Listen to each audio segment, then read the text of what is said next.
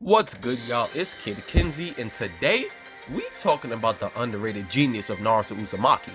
While most people know he's tricky with the shadow clones, I don't think they fully understand how much analysis and countermeasures he be coming up with on the fly. Naruto really be in his bag. He can quickly assess something and develop a quick strategy best set to give him the upper hand, all while using multiple feints and other methods of deception to trick his opponent. He's always going to be our lovable goofball, however, when it's time to put on that thinking cap, he's one of the best in the verse. Starting things off, we have Naruto versus the third Raikage. Now, this fight showcased Naruto's ability to assess his full kit on the fly and make adjustments according to what his enemy is capable of. Usually, most of Naruto's plans include shadow clones and tricking his opponent, but this one took no shadow clones at all. Well, discounting the fact that this was a Naruto shadow clone. But the third Raikage is a lightning user, and in Naruto, that's weak to wind style. So Naruto came in this battle like, alright boy, wind style, off the bat, GG, let's get out of here. Since he had just fought the fourth Raikage, he saw since the third Raikage also had a lightning cloak that he was probably also very fast and strong. So he came in with multiple feints to try to land his attack. With his chakra arm, he attempts to hit the Raikage with a Rash Shuriken. Knowing that it will likely be dodged, he flicked it backwards to try to hit him from behind, but when that was jumped over, Naruto also accounted for that, rushed in, caught the Rash Shuriken, and hit the Raikage at point blank range. Usually, that would be enough to end the fight, a direct hit from a Rash Shuriken. However, the third Raikage is quite literally built different. All this did was knock off his chakra cloak. It barely did damage to A's body itself. After people keep on telling Naruto that he can't be damaged, Naruto's like, hold up. So why man's got a scar on his chest? That's when Dodai tells Naruto that he got the scar fighting the Eight Tails, but if he wants more information, he actually asks Yuki about that. Because the third Raikage wouldn't tell anybody how he got the scar because he said it was embarrassing. Naruto tries to make a Bijou bomb but can't do it at this point in time, and that's when Yuki tells him all he remembers about the fight ending is that both him and the third Raikage were charging up their final attacks, and then they just both fell forward. That's when Naruto comes up with an idea. So Naruto enters Sage Mode and charges a Rasengan, and Tamara's like, wait, time out. The Rash Shuriken didn't work. What's a Rasengan finna do? But Naruto and A charge at each other, and at the last moment, Naruto ducks out the way, Rasengan's his elbow, causing A to pierce himself in his scar, and that weakens him enough to be sealed. Naruto had concluded that the third Raikage fell forward on his own attack, and that's why he was too embarrassed to tell anybody how he got the scar. But back to Naruto's decision to use Sage Mode over KCM. This was some prime competitive Pokemon quick switch out stuff right here. While there is some debate on KCM versus Sage Mode, most people are in the camp that KCM is the overall stronger form. But Naruto was able to assess his full kit and choose which one gave him the most optimal strategy to get him the W. When it comes to sensing, Sage Mode simply outclasses KCM. KCM allows him to sense emotions, chakra, and a few other things. However, Sage Mode grants a danger awareness similar to the Spidey sense. And while KCM can also predict attacks, Sage Mode is confirmed to have a wider AoE with it, and it picks up on danger faster. Sage Mode also allows you to see invisible objects, and it even grants clairvoyance. When he used Sage Mode, he was able to see and feel the events of the war, while being on an island that isolates foreign chakra. So while KCM's raw stats may be better, Naruto opting for the abilities of Sage Mode over KCM is why this is one of his smartest moments. Give Naruto 5 minutes on Pokemon Showdown, and I guarantee he's creating an optimal team to climb the ladders. At number 4, it's not one specific plan, but rather everything he did in the battle versus Jubito. When Obito became the Ten Tails Jinchuriki, there was no way they were going to be able to take him down with strength alone. And the introduction of truth-seeking orbs and Obito now being immune to ninjutsu made their job even harder. Naruto, Sasuke, Minato, and Tobirama came up with a plan to land a direct hit on Jubito with a wind-style Rash Shuriken amped by Inferno-style flame control, and it literally had no effect. Gamagichi spits a Senjutsu-enhanced Surf Gun at Jubito, which he blocks with the Truth-Seeking Orbs. However, Naruto and Tobirama both noticed that it wasn't instantly erased. This gives Naruto an idea, so he enters Sage Mode and charges up a Rasengan, while Tobirama teleports him to the mark they made on Jubito's back. Naruto slams a Rasengan into him, and it works. Naruto was able to deduce that since Gamagichi's attack is enhanced by Shinjutsu and it wasn't instantly erased, that maybe nature energy attacks might be effective, and he was absolutely correct. Him sensing the Ten Tails earlier and it being pure nature energy also helped him reach this conclusion. This is high level analysis, folks. Cause those Ten Tails Jinchuriki, man, they basically should ninja with Wonder Dog. His next big brain play literally came right after this. Cause Obito got tight that Naruto landed a hit on him, and he decided he was gonna nuke the battlefield with 4 Bishu bombs. He trapped them in the 6 Crimson Ray formation to ensure they can escape. Quite literally, everybody outside of the Edo Tensei were about to die. Jugo and Sasuke were going to reverse summon outside, meanwhile Tobirama and Minato were going to take 1 Bishu bomb each with the Flying Rasen Jutsu. However, that left everybody else having to deal with 2 Ten Tails level Bishu bombs. However, Naruto was focused on saving everybody, so he asked Minato to bump fists with him so that their chakras could merge, as well as both halves of Kurama inside of them. He then asked Sasuke and Jugo to touch his chakra as well. And the next thing we see is that the entire Alliance chakra cloak starts to return as Naruto gave it out earlier, and they're thinking that Naruto's about to protect them from an attack like he did earlier versus the Ten Tails. The bombs go off and we see that everybody is safe. But then they notice that they're in a different location. That's because when Minato used Flying Rasen outside the barrier, it took everybody with him because his chakra was connected to them. While Minato himself never mixed chakra with them, since Naruto gave his chakra out and was connected to the entire alliance, and then Naruto connected his chakra with Minato's, it took everybody outside. This plan was so crazy, Naruto himself couldn't explain it. Then Tobirama basically broke it down and said that Naruto was the medium that everybody's chakra was connected to. The entire Shinobi Alliance was on the brink of extinction, and Naruto came up with a plan in seconds to save the world. Don't play with him, don't play with him. At number 3, man, we got Naruto's overall trickery and deception versus Kaguya.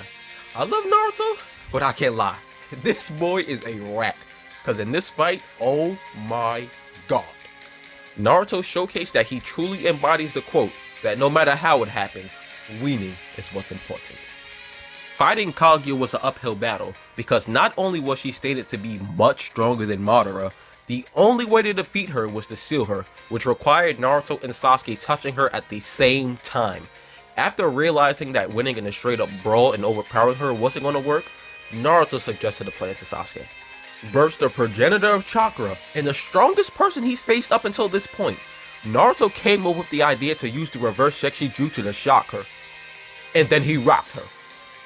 That right hook gave Sasuke the opening to swap her in the middle of them, and then Naruto and Sasuke tried to seal her. This almost worked, but then Kaguya switched dimensions at the last second and left them trapped in ice. Upon recognizing that Naruto and Sasuke were bigger threats than anticipated, Kaguya and Black Zetsu decided to split them up, and this was very bad, because without Sasuke there was no way to permanently put Kaguya down. After some theorizing with Obito and company, they decide that the best course of action is to slip into one of her dimensions so that they can send Sasuke. But to do this, they had to make her open one of her portals. So while Naruto's clone, Kakashi, Obito, and Sakura are discussing this, the actual Naruto is fighting Kaguya, who currently merged with nature and has Naruto pinned under ice. However, Naruto's only making it seem like he's trapped. He's waiting for Kaguya to get close so that he can use Boy Release, which amps your physicals like the 8th gate, and overwhelm her with Taijutsu. So he baits her into coming close, and then he knocks her back with Taijutsu. Then he proceeds to summon thousands of shadow clones. He then brings back the Naruto Uzumaki Barrage, except for this time, he's using all the clones in their attacks.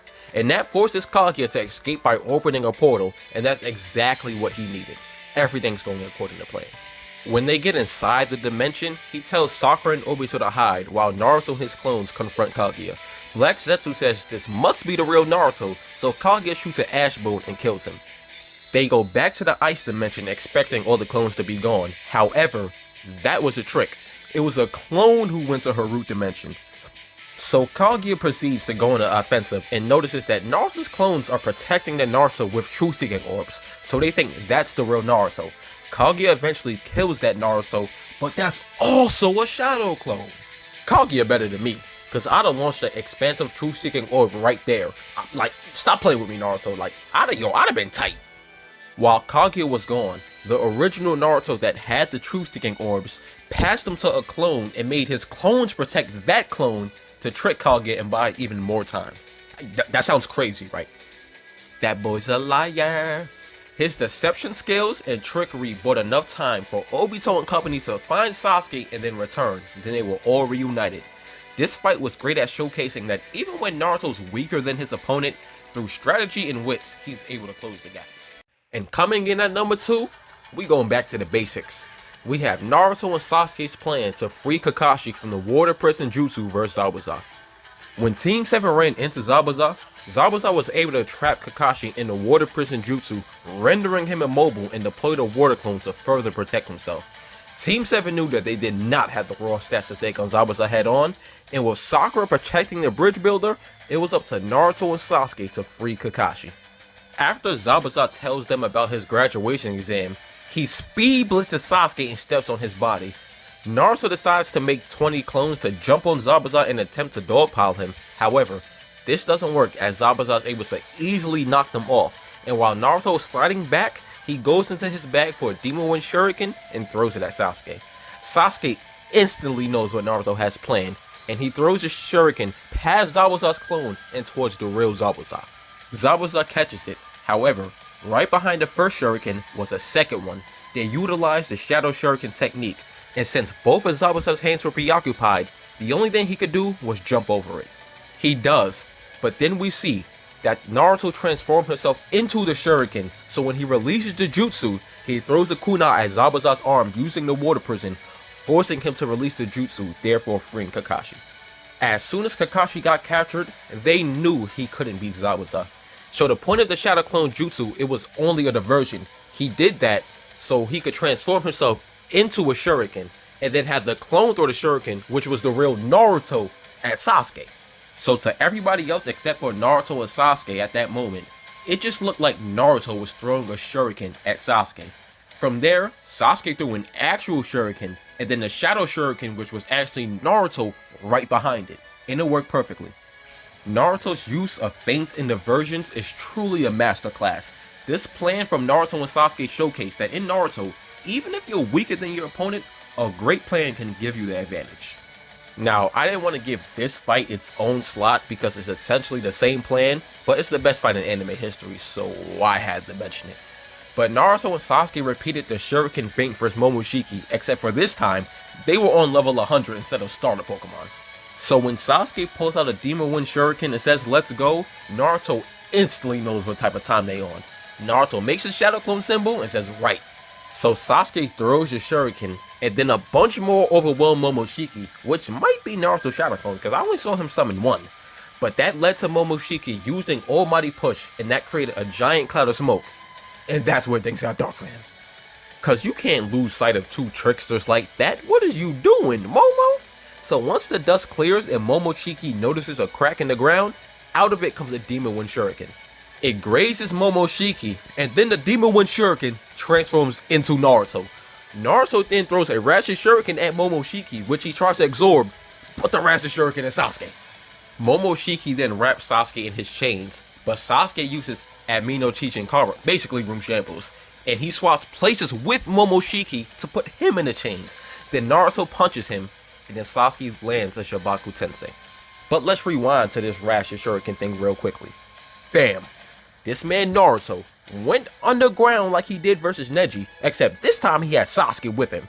He transformed himself into a Demon Wind Shuriken, then threw a Ratchet Shuriken that was actually Sasuke.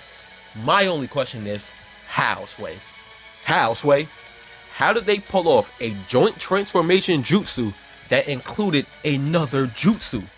And that was just a feint. Them boys was wildin' on Momoshiki. And coming in first place, we have to go to Naruto vs. Pain. Now, Naruto made several great plays this fight, such as reverse tracking Pain with Sage Mode or disguising his clones as rocks, but the best plan to me was what he did to take down the Naraka Path. Naruto knew as long as the Naraka Path was alive, there's no way they'd be able to beat Pain because he'd just keep on reviving the other paths. The Naraka Path was the second most important path, however, he wasn't an offensive type. That's why Pain had him at the back of the formation. So Naruto had to devise a plan to take him out. Naruto charged the Rasengan barrage and then threw smoke bombs on the ground. Out the smoke, he threw a ration shuriken. Path jumped up to try to absorb it. However, that was bait, because that was really a Naruto shadow clone, so he tackled Path to the ground. Then we see him throw another ration shuriken, and this time it's at Path, and then Pain used Almighty Push to disperse it. However, both of those attacks were feints. The Naruto clone that has the Path on the floor, it covers his eyes to shut off the Rinnegan Link vision, and then we see Naruto landing on the Path with a Rasengan barrage. When Pain noticed this, he's like, damn. So he jumped in the air the moment he threw the smoke bombs on the ground, and everything else was just a diversion to get behind me? The reason I have this number 1 and I think is Naruto's best display of battle IQ is his excellent use of his resources, as well as dealing with a very versatile fighter such as Pain. Naruto had to account for Pain's Link Vision, his ability to use Almighty Push to disperse ninjutsu, the Naraka Path being in the back of the formation, all while knowing that the Path could just absorb any ninjutsu, all while only being limited to 2 Ration Shuriken before Sage Mode runs out. We respect multi-step big brain plays in this household, and the number 1 hyperactive knucklehead ninja may be a goofball, but when it comes time to generate a plan, he's undoubtedly one of the best in the series. So yeah fam, while Naruto's hacks and scaling gets a lot of the attention, and deservingly so, Naruto's battle smarts and his IQ can also give him the win in a lot of his matchups, and I think that's something that's underappreciated. And if you like this type of video, good, because I'm most definitely cooking up a Sasuke one, and then maybe like a top 10 overall big brain plays in the Naruto series. Anyways, hope you enjoyed. Drop a sub, a like, a comment, and I'll see y'all later.